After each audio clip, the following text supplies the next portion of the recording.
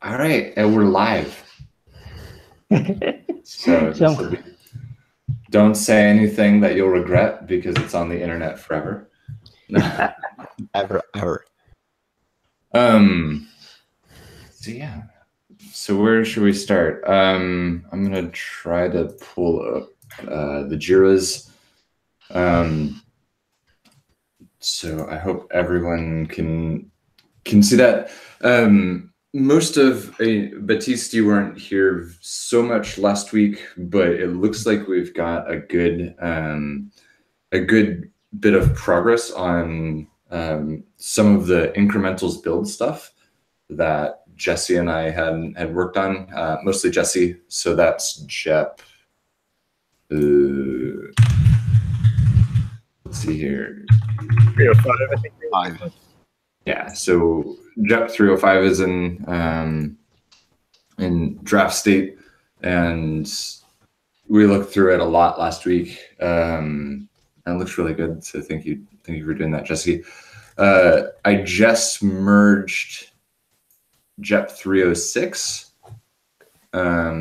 which was the instance health checking that you had worked on, Baptiste.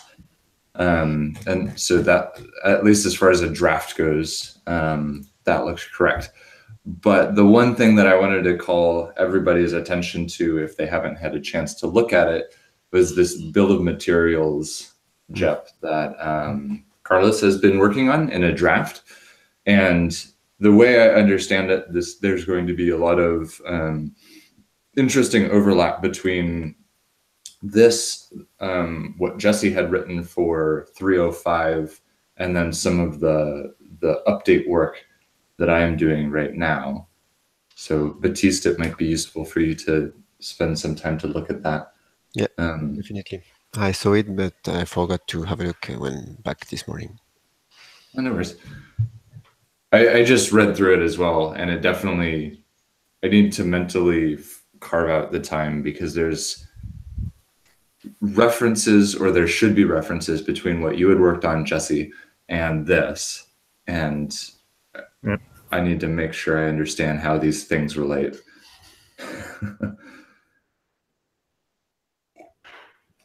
Roll from a testing. Yeah. Oh, go ahead, Jesse. Sorry.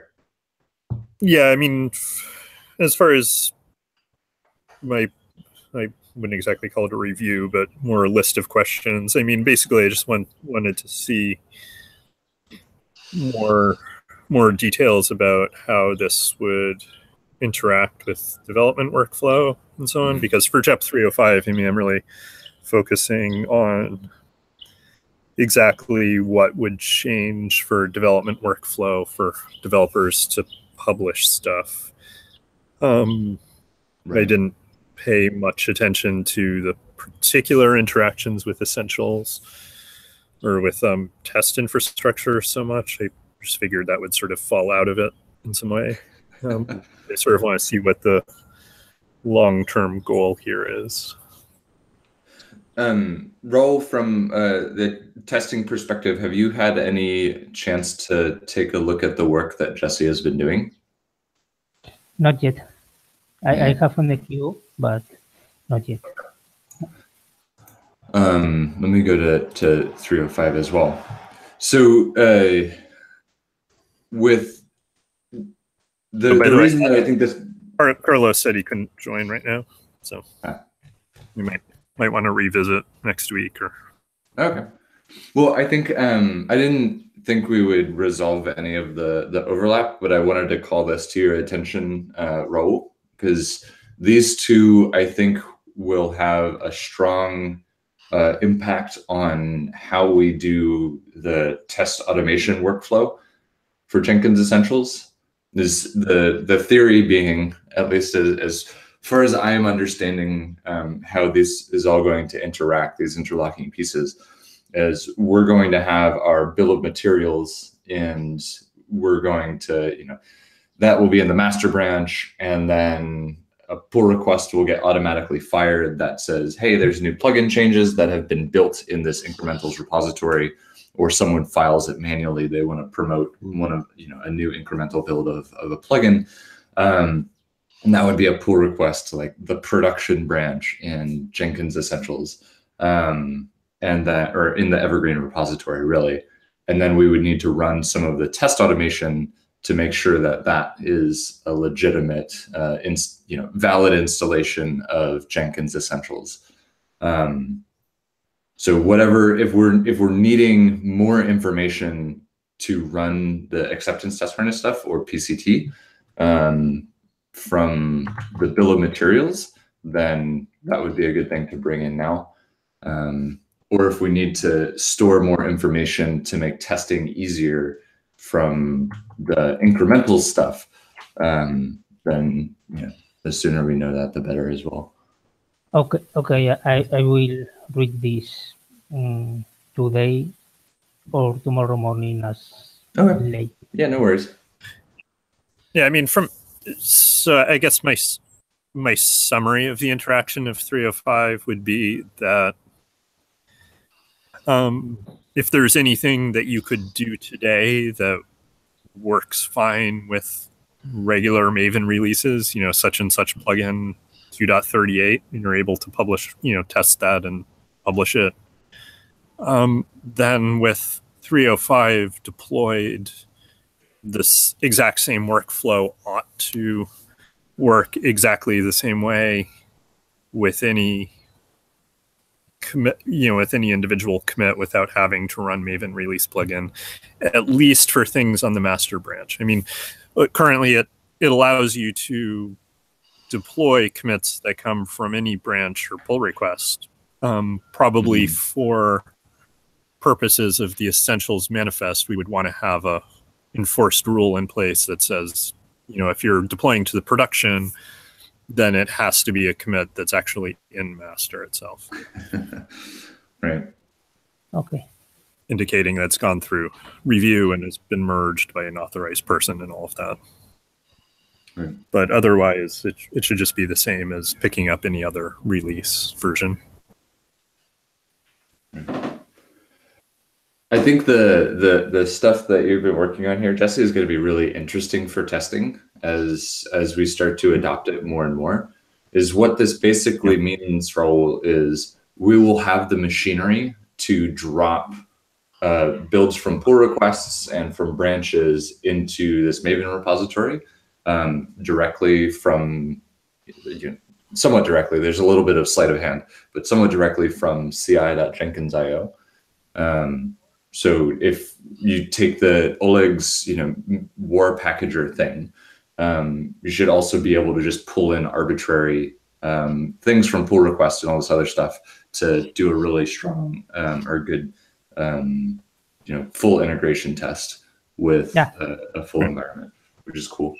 So in other words, instead of needing to have a special syntax for saying, by the way, pull in, check out this pull request and build it and stuff, you should just be able to say, use the following version, and you already have the binary available somewhere. Yeah, I think it's going to be really cool. Yeah, quite interesting. Mostly for the PCT, when you need to run the PCT with one plugin and you are going to test other plugin that depends on your changes, you need something like this to be able to create the WAR file to be used later. So this is quite interesting. Yeah, I think that's part of the motivation here, is to make this a lot easier.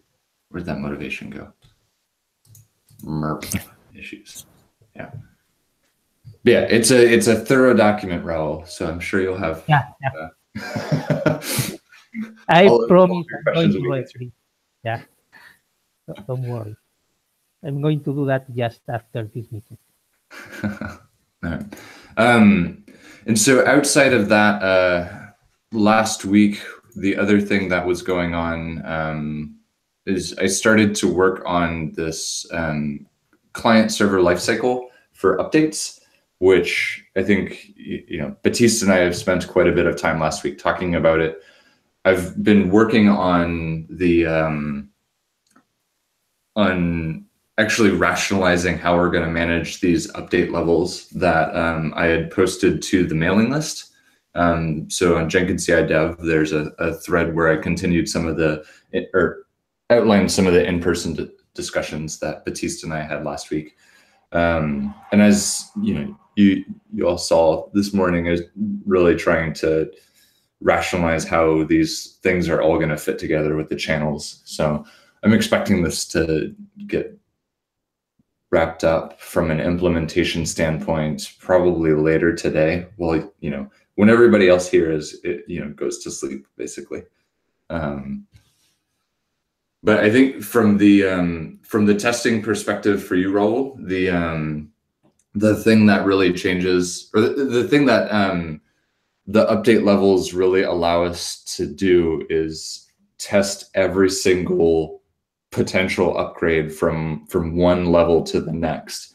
So we'll have a pretty strong audit trail, to where if Baptiste starts with version 0, and then he disconnects for 2 weeks and we don't see him, and the current update level is 14, and then when Baptiste instance comes back online, it will update to update level 1, then 2, then 3, then 4, etc., so that we're not actually delivering an untested update to an end user, which it's going to take a little bit of time for Baptiste instance to update if he disappears for 2 weeks. But we decided to go the safe route rather than trying something different. Yeah. Be more creative maybe later, but I guess for now it's better to try and go follow the same path for everybody. Yeah. I agree.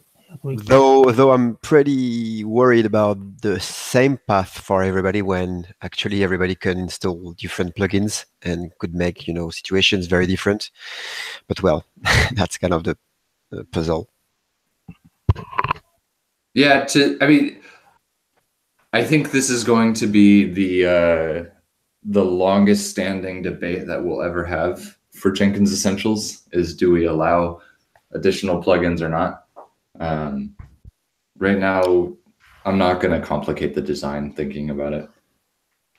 Yeah, for people watching this afterwards or not going deep into that, we just kind of debate that should we allow other plugin than Essentials ones, or should we allow that temporarily or not for now during a beta period and so on. And Tyler is basically all for allowing everything right now.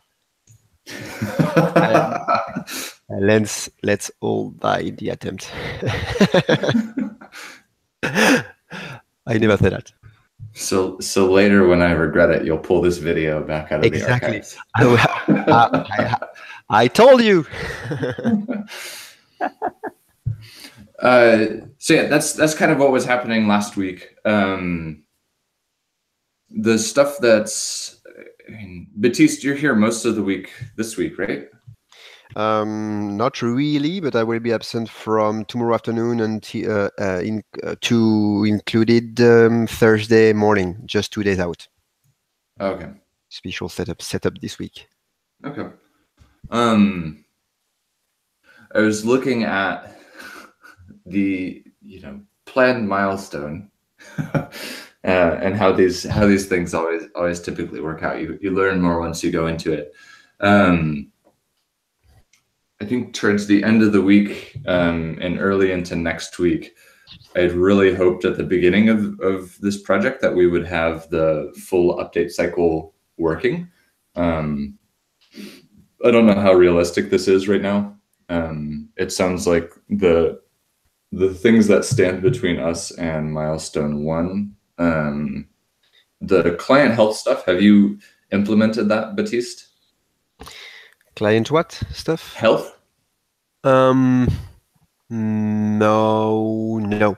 definitely not, because I think we discussed that some time ago. I think it was mostly on the error telemetry thing, I think it's another story, and I was not started yet. Okay. The client health checking, I had put that from some time ago, but it's kind of tabled down for now. Because right now we are setting up the error telemetry, and basically we need to find a way to test things locally and finish the registration and logging in like in local mode to be able to then test things and iterate, which we don't have right now, I think. Mhm. And then we should be able to start playing with that.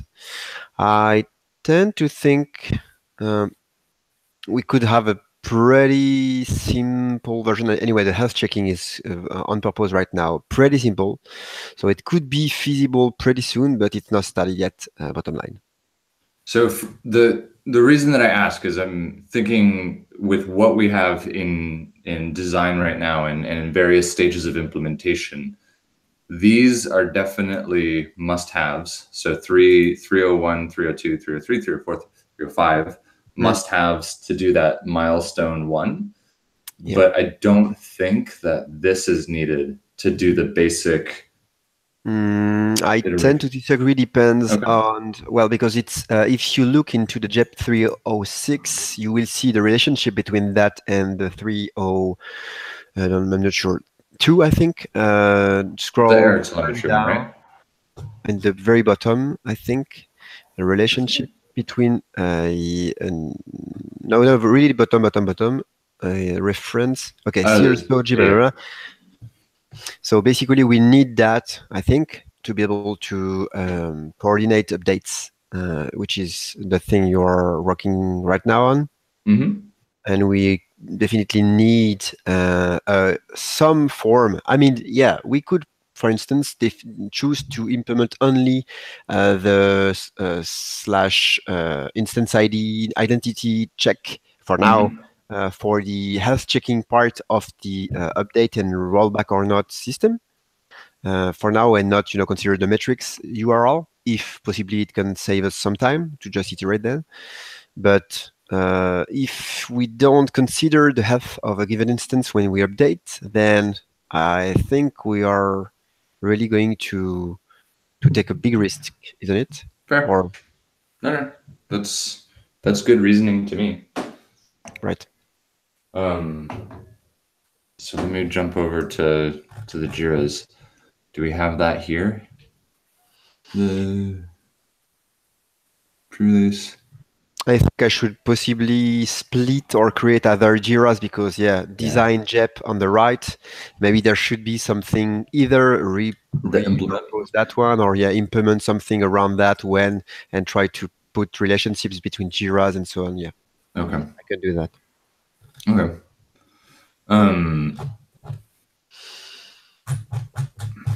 Okay.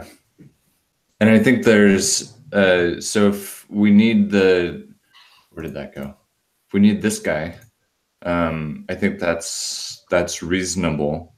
It sounds like the things that we have to do to get to milestone 1 is error telemetry has to actually be delivered. The instance health checking has to work. We need a essentials YAML manifest with actual incremental commits that are in the or incremental builds. The updates has to work. And then I need to work on the infrastructure side to actually deliver the backend to evergreen.jenkins.io. Am I missing anything that we need to have in order to?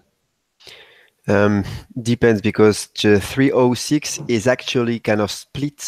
There is really only the client health checking. And right now, even if it's in flight, there is no API right now yet defined to push the error logging to the server side. Okay. And I suppose we need that to be able to push it somewhere. That was something that you were going to take on, wasn't it?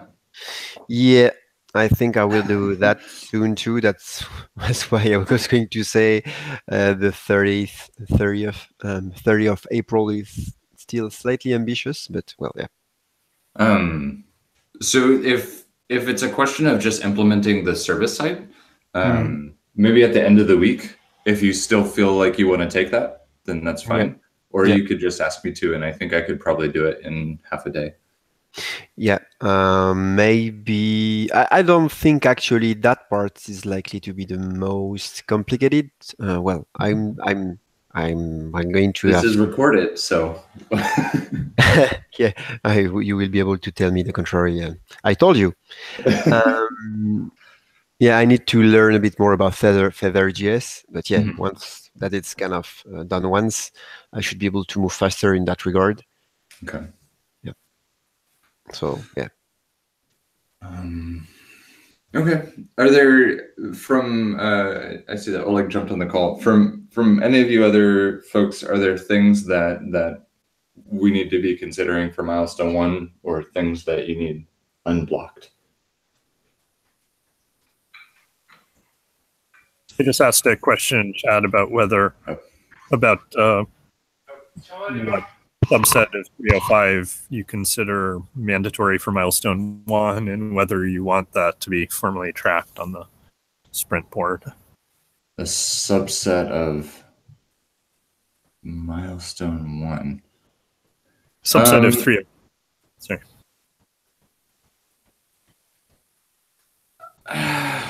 You were saying that you expected some of this to be up and running for milestone 1.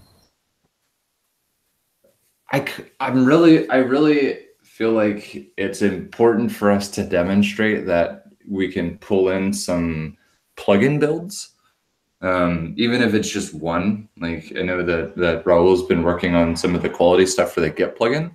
By the way, is there actually a list of plugins included yet? Kind of. Kind of. I mean, shouldn't some sort of initial? Okay. Yeah. So this is the list of record for now. For now, I mean, we're not delivering any plugins through updates right now. So this list is going to get longer once I actually have an instance that's downloading this and actually getting started.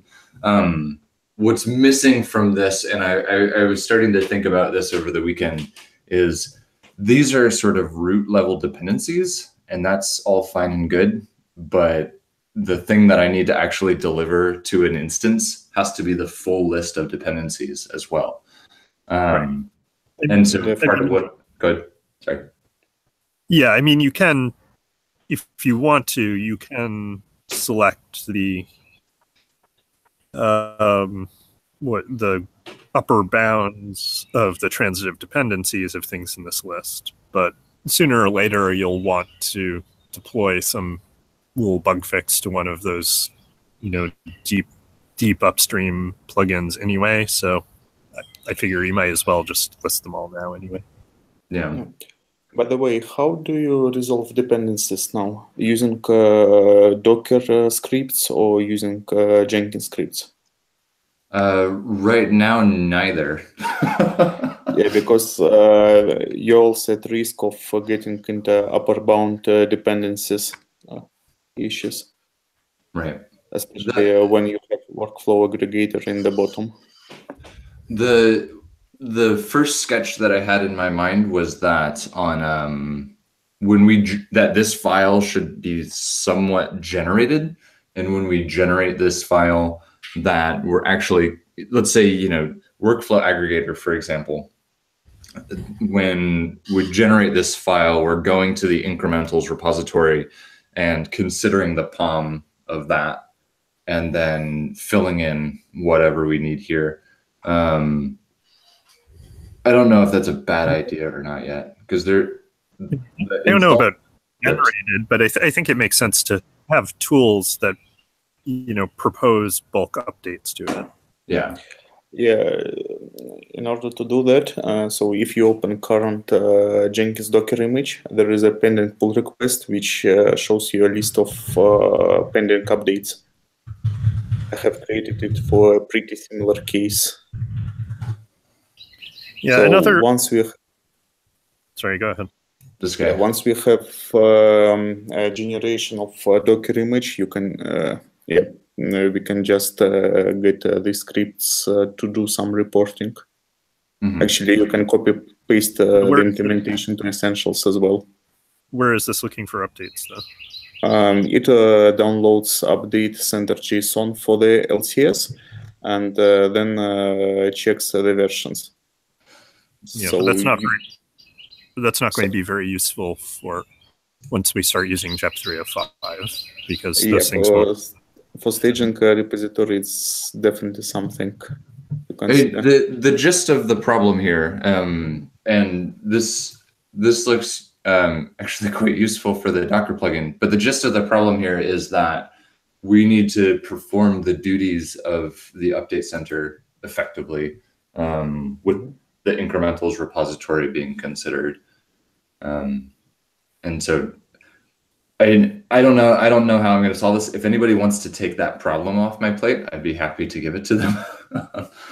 But so I'll just mention, and you can consider it or reject it. But when I've worked on Docker images, they include a long list of plugins like this, Blue Ocean, and all of that other stuff. One thing that I found works is you can just have a dummy Maven POM that basically declares core and all of those plugins and whatnot as test dependencies, and you mark it as a plugin POM, even though it's not a plugin you're actually producing. That automatically takes care of all of the upper bound dependency checking. And you can also use the Maven goal for versions display dependency updates, and it will show you all outstanding updates based on Maven metadata, which would work transparently with incrementals repository also. Interesting. Do you think after the call in the chat or privately, you could point me to some of that code? Yeah, I mean, there's more stuff we need to do because there's some technical issues with core dep being provided that Maven doesn't grok very well. And you'd also want to do, like I was talking about, the verification that a proposed release is actually in master branch and so on. So that doesn't solve all of it, but it's at least one approach. Okay. Yeah, I'm making a note to make sure that there's a ticket for the dependencies in the YAML. Okay. I think there's certainly an ambitious week. Raul, are there things that that are coming up this week that you wanted to make sure we discussed? I only see one thing, which I don't think you're actually working on. No, not really. I'm just finishing the quality audit for Git plugin, but I think that is not very critical. And even though I expect that to be finished before the milestone 1. I mean, should we assign this ticket to you? Sorry?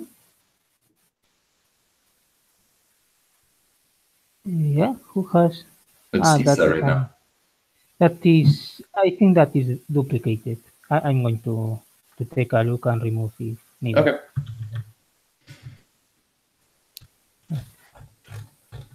So basically what I need to finish for Git plugin is to add calls to run PCT and run ETH to the Jenkins file, so any change is already tested.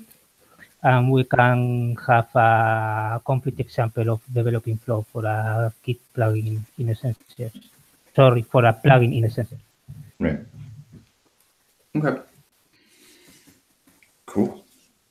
And yeah, to the suggestion that Baptiste made in the Gitter chat, after this, I think we'll go through and aggressively prune out things that aren't necessary, and make sure that some of the tickets that we discussed are filed appropriately. And to my question, if you want some of the JEP 305 stuff on the board, then we should have a quick conversation about which things are critical. Yeah, let's talk about that afterward. I need to think about that more. Sure. All right. Anything else, folks? Or are we wrapped for the week? I think that's fine. Nothing from me. All right. Thanks, everybody. So this was our first experiment using Hangouts on Air for this meeting. I think it works. The only problem is the URL. I had updated the meeting events in the Jenkins calendar with the new Hangout URL, and I'm guessing for you, Oleg, that didn't show up properly. So I'm gonna try to find a better way to make it known what the Hangout on Air URL is before we start. Yeah, I think because it takes like 24 hours. I had that issue long ago. I think the issue also is that URL for propagations take like 24 hours and it's absolutely not configurable. So if we don't update really before the event, then it will be seen by anyone. Right. Well, my task after this meeting from now on is to set up the next week's meeting. So Yeah, exactly. we'll have 6 days at least. Bye-bye, everyone. See you later. Bye. Bye. Bye. Bye.